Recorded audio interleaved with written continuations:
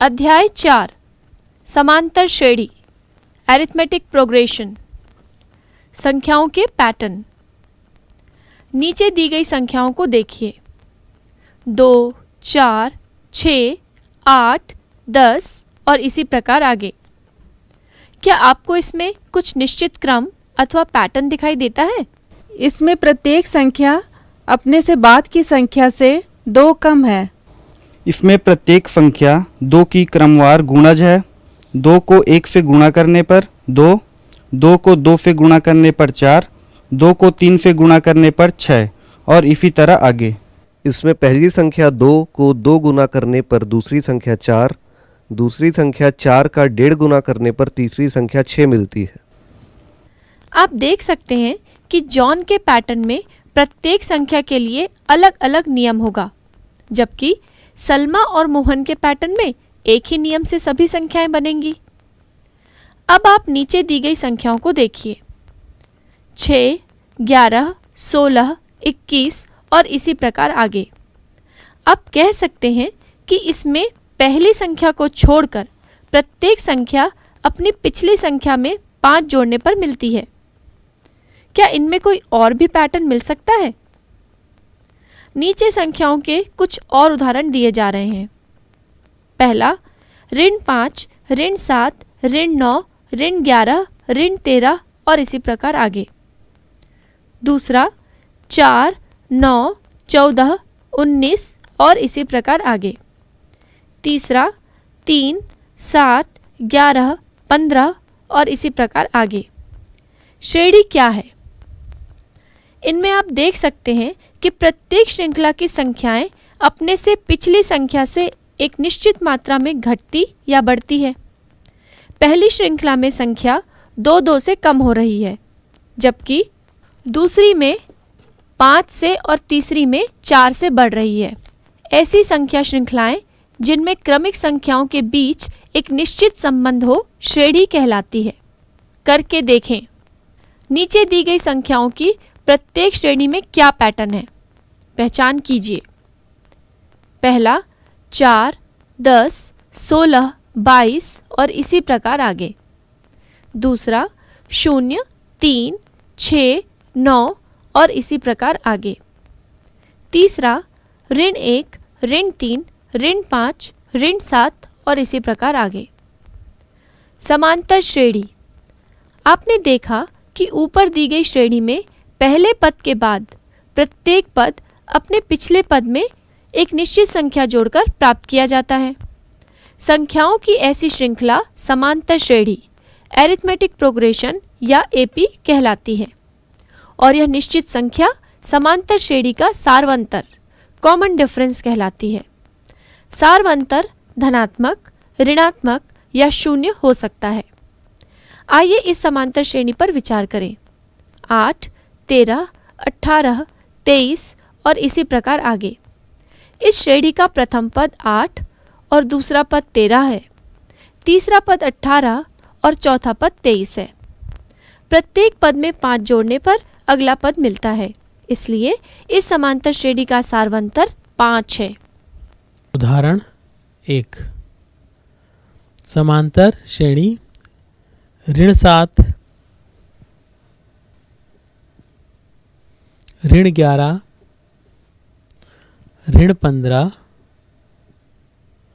ऋण 19 जो कि अनंत तक है के लिए प्रथम पद, चौथा पद और सार्व अंतर ज्ञात कीजिए। हल। प्रथम पद दिए गए समांतर श्रेणी में प्रथम पद ऋण 7 है, तो हम लिखेंगे प्रथम पद बराबर ऋण 7। अब हमें ज्ञात करना है चौथा पद। चौथा पद तो समांतर श्रेणी में चौथा पद है पहला, दूसरा, तीसरा, चौथा। चौथा पद है हमारा ऋण 19। तो चौथा पद हुआ आया हमारे पास ऋण 19। अब सार्व अंतर। सार्वंतर के लिए हम जानते हैं कि सार्वंतर के लिए हम लिखते हैं द्वितीय द्वितीय पद ऋण प्रथम पद। प्रथम पद तो द्वितीय पद हमारे पास है ऋण 11 और ऋण प्रथम पद है हमारा ऋण 7, जिसे हम लिखेंगे ऋण 7 कोष्टक में। कोष्टक को खोलेंगे, पहले ऋण 11 लिखिए, कोष्टक को खोलेंगे तो ऋण को ऋण 7 से गुणा करने पर धन 7 और ऋण 11 धन 7 हो जाएगा ऋण 4। तो सार्वंतर जो है हमारा ऋण 4 आया। यह इस उदाहरण का हल है। करके देखें। प्रश्न 1, नीचे दी हुई संख्याओं की श्रृंखला में से समांतर श्रेणी छांटिए। पहला 9, 16, 23, 30 और इसी प्रकार आगे। दूसरा 11, 15, 18, 20 और इसी प्रकार आगे। तीसरा 4, 13, 19, 28 और इसी प्रकार आगे।